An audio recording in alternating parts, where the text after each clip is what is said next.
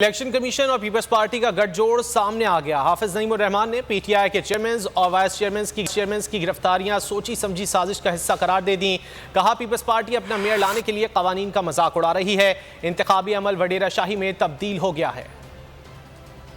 9 lakh vote اگر جماعت اسلامی اور P T I کے ہیں اور 3 لاکھ سے بھی کم ووٹ اگر پیپلز پارٹی کے ہیں، یہ بات بھی نہیں ہے کہ اتنے بڑے ہیوج ڈیفرنس کے بعد پیپلز پارٹی اپنی اکثریت کا دعویٰ کر رہی ہے۔ انہوں نے پی ٹی آئی کی بہت ساری نشستوں پہ قبضہ کیا، الیکشن کمیشن نے رسپونڈ نہیں کیا۔ بدترین فسطائیت مجرمانہ ذہنیت کے ساتھ وہ کراچی پہ قبضہ کرنا چاہتے ہیں، نہیں کرنے دیں گے انشاءاللہ۔ یہ پورا انتخابی عمل ایک قبضہ عمل بن چکا ہے اور وڈیرہ شاہی نظام وہ مسلط کرنا چاہتے ہیں۔ انشاءاللہ وہ اپنے عزائم میں کبھی کامیاب نہیں ہوں گے۔ پاکستان پیپلز پارٹی کے الیکشن کمیشن ان کی اے ٹیم کا کردار ادا کرتا ہے۔ میں مطالبہ کرتا ہوں الیکشن کمیشن آف پاکستان سے کہ اگر کوئی ضمیر آپ میں موجود ہے تو آپ صورتحال کا نوٹس لیں۔ کسانوں کو خرید رہے ہیں، جیلوں میں ڈال رہے ہیں، زدوکوب کر رہے ہیں، دھمکیاں دے رہے ہیں اور چاہتے ہیں کہ اس طرح سے وہ اپنا میئر بنا لیں۔ انشاءاللہ ان کا یہ خواب پورا نہیں ہوگا۔ سبسکرائب کریں اور بیل دبائیں تاکہ کوئی خبر رہ نہ جائے۔